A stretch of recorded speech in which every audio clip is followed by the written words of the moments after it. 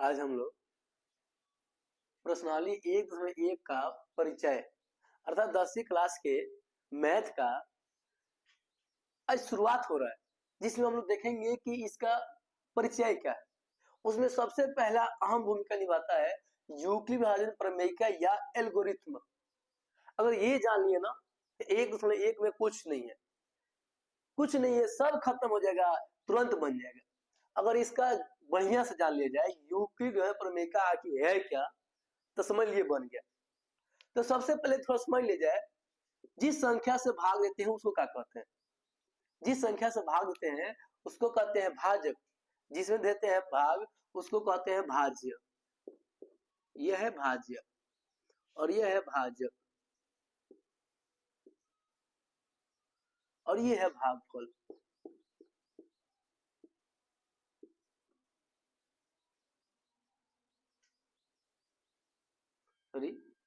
और यह है भागफल, वह लिखा गया, और यह है शेषफल।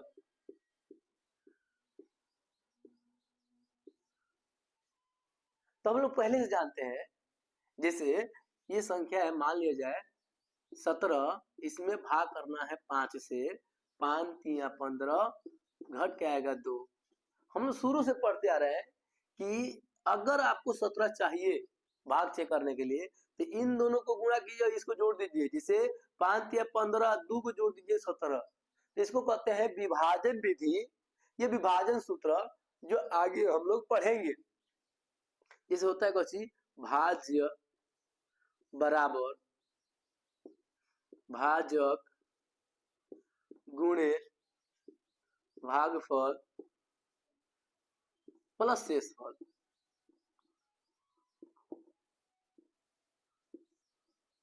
बस जो आप जानते हैं पहले से, यही तो है यूक्लिड विभाजन प्रमेय का। इसी को कहते हैं यूक्लिड विभाजन प्रमेय का, जो पहले से जानते हैं। लेकिन बच्चे यूक्लिड विभाजन प्रमेय का नाम सुन करके डर जाते हैं, समझ नहीं आता कि है क्या ये। यह एक नाम है यूक्लिड, और इनका विभाजन माने भाग का प्रमेय दिए हैं या एल्गोरिथ्म कहते हैं उनको, यानी एक सूत्र दिए हैं। जो भाज्य होता है उसको ए माने हैं ये, जो भाजक होता है उसको बी माने हैं, और जो भागफल होता है उसको क्यू बोले हैं। आगे हम लोग पढ़ेंगे तो उसमें कुछ और माना गया है, और इसको वो आर माने हैं।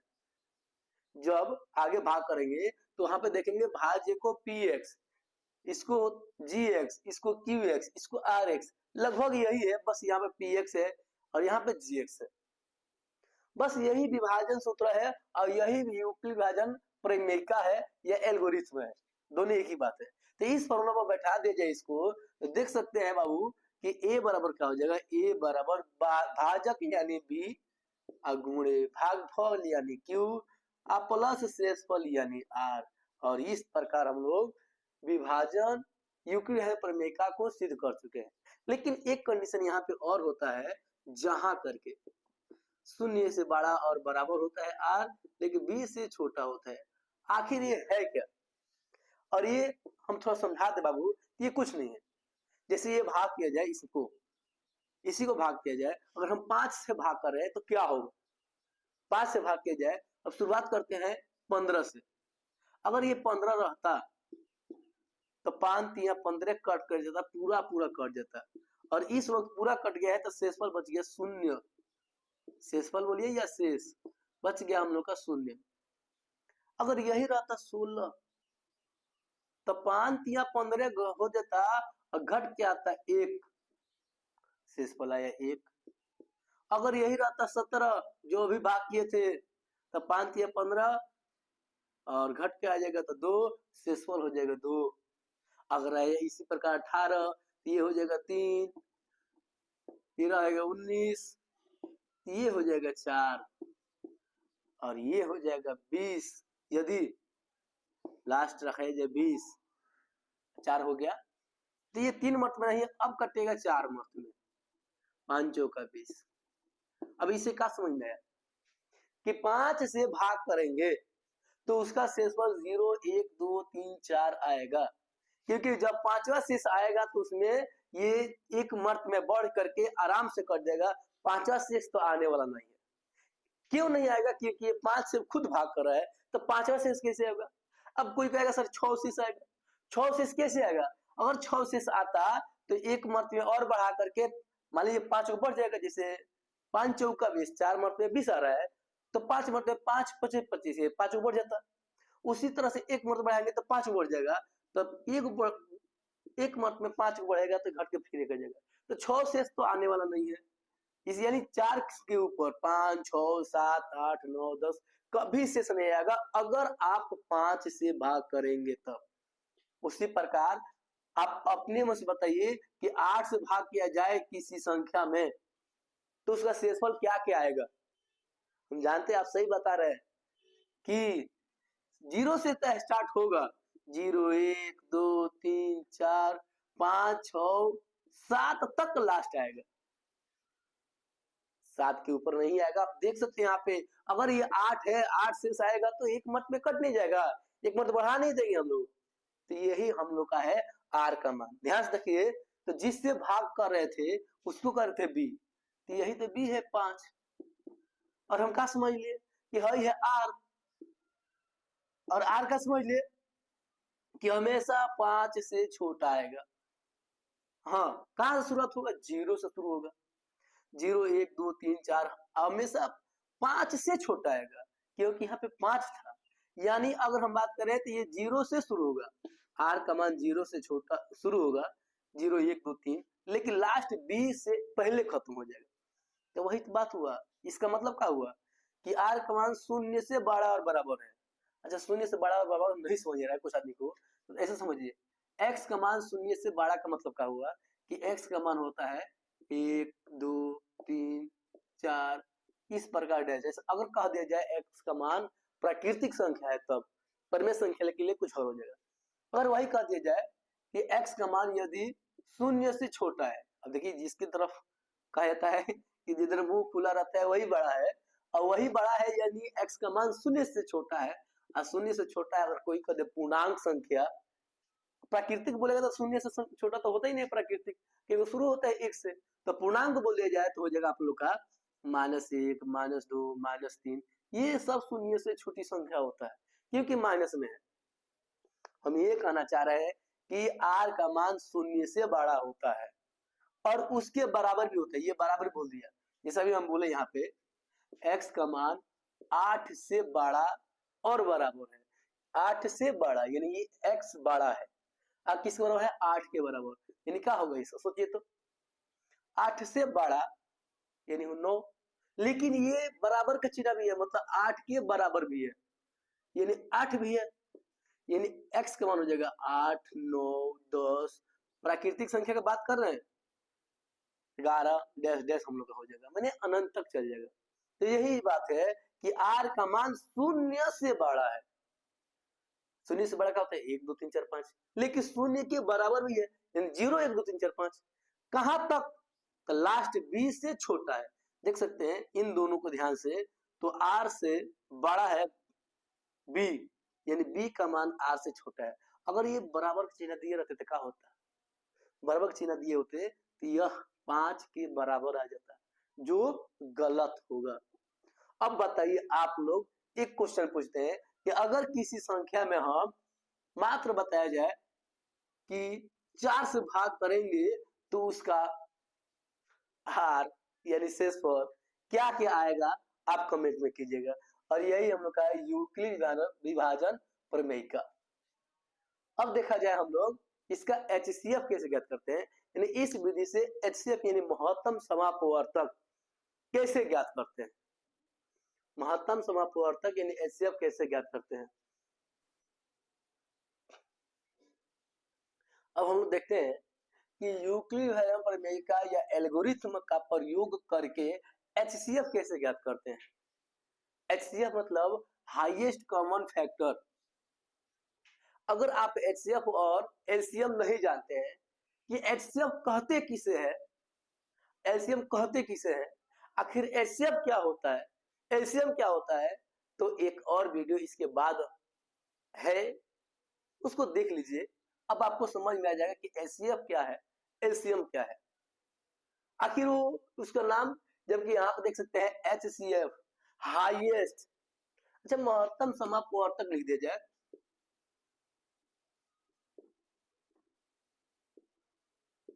महत्तम समापवर्तक एचसीएफ का नाम है। वही एलसीएम का नाम है लघुत्तम। लघु माने छोटा और महत्तम माने होता है बड़ा। और किसी संख्या का, जैसे मान लीजिए 8 12 का आप लघुत्तम निकालिएगा, 2 से हो जाएगा 4, ये हो जाएगा 6, 2 से हो जाएगा 2 दूनी 4, 3 दूनी 6, और लास्ट हो जाएगा 2 गुणे 2 गुणे 2 गुणे 3, 2 दूनी 4, 4 दूनी 8, 8 त्रिका 24, और इसका हो जाएगा 24 एलसीएम। ये क्या है? एलसीएम। आखिर एलसीएम लघुत्तम या लघुत्तम समापवर्तक लघु नाम है, और इसका नाम है महत्तम समापवर्तक। अब महत्तम निकाला जाए 8 12 का। महत्तम कुछ नहीं है बाबू, महत्तम कुछ नहीं है। अब भाग भी जानते हैं तो समझ लीजिए। भाग में देखिए सबसे छोटा वाला से भाग कहता है बड़ा वाला में।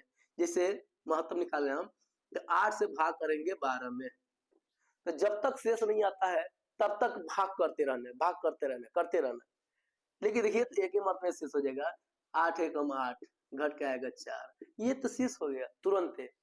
हम ये अब अगला क्वेश्चन बताएंगे, समझ आएगा कि जब तक, मैंने कहने का मतलब, अच्छा अगला क्वेश्चन समझ आएगा, छोड़िए। अब यहाँ पे देखिए 4 शेष हो गया, दशमलव में नहीं कटना है, एचसीएफ में दशमलव में नहीं कटना है, और 4 से भाग करना है 8 में, 4 दूनी 8, ये कट गया। अब ये महत्तम में बन गया। अब महत्तम ध्यान से देखिए, ये वाला आंसर होता है, यानी इसका एचसीएफ कितना आया? 4। और नाम था देखिए क्या, महत्तम समापवर्तक। महत्तम है, बड़ा है। आइए देखिए क्या था, लघुत्तम समापवर्तक। लघु था तो 24 है, महत्तम था तो देख सकते हैं 4 है। आखिर महत्तम में 4 कैसा आया, लघुत्तम में छोटा कहने का मतलब छोट कर रहे हैं, 24 आंसर आ रहा है। तो इसके लिए अगला वीडियो देख सकते हैं। अब अच्छा, यही महत्तम है, इसी को कहेंगे महत्तम। अब महत्तम में देखिए यहाँ पे कितने चरण है, यानी कितने स्टेप है, इसको देख सकते हम 2 स्टेप है, यहाँ पे सिर्फ 2 स्टेप है। और देखिए एक स्टेप यह है, एक स्टेप यह है। अभी सूत्र पढ़े थे, क्या होता है जी, भाज्य बराबर भाजक, भाज्य बराबर भाजक गुणे भागफल प्लस शेषफल। मान लिया जाए एकदम अंदर से चला गया, तो भाज्य यहाँ पे कितना है, 12 है। 12 बराबर भाजक गुणे भागफल यानी 8 गुणे 1, अब प्लस शेषफल यानी प्लस में 4। 8 एकम 8, 8 4 12, होता ही होता है। और इसी को कहते हैं यूक्लिड विभाजन प्रमेय का, यानी इस रूप में लिख दीजिए तो हो गया, पहला चरण हो गया। दूसरा स्टेप देखिए, 8 है तो 4 दूनी 8, यानी 8 बार लिख देंगे, 4 गुणे 2 प्लस शेषफल। शेषफल जब हो जाता है तो उसको कहते हैं HCF बराबर, और ये वाला संख्या होता है, यानी इसमें का बी होता है।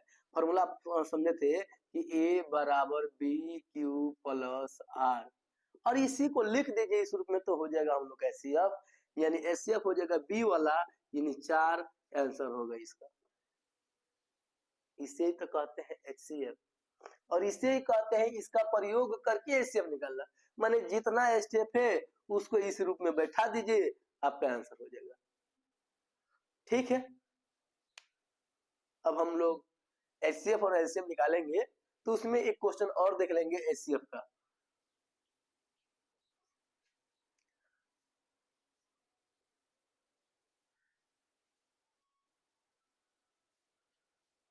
ठीक है, चलिए एक और क्वेश्चन देख लिया जाए।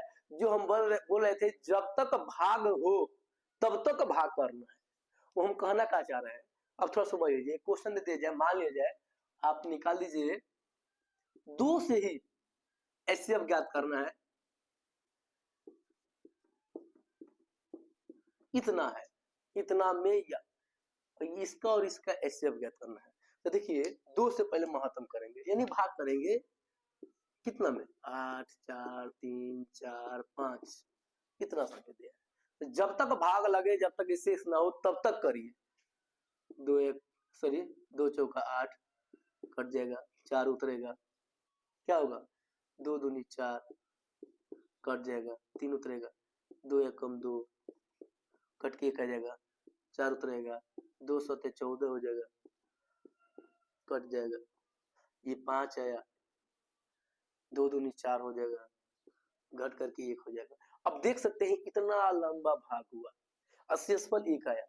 अब शेष आया ना, अब यहाँ से महत्तम चालू होगा, यानी अब 1 से महत्तम करेंगे, कितना में 2 में, 1 दूनी 2 और ये आसानी से कट जाएगा।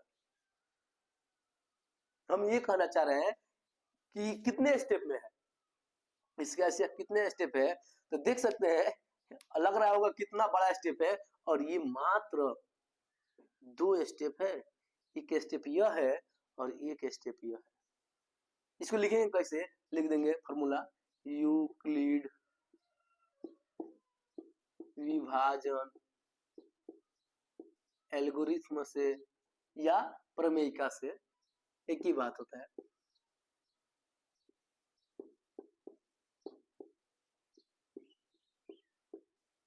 फॉर्मूला लिख देंगे a बराबर बी क्यू प्लस आर, जहां इसी के लिए तो हम लोग इतना बड़ा वीडियो बन गया, आर का मान बी से छोटा और 0 से बड़ा और बराबर होता है। और चरण 1, चरण का मतलब हुआ पैर नहीं, स्टेप, ये पहला स्टेप, दूसरा स्टेप, तीसरा स्टेप। चरण 1 क्या है ध्यान से देखिए, तो चरण 1 है 2 से भाग के इतना मर्तबे में, तो शेष आया है 1, तो हो जाएगा हम लोग का कितना का किए हैं 8 4 3 4 5 बराबर हो जाए कितना 2 गुणे 4 2 1 7 2 गुणे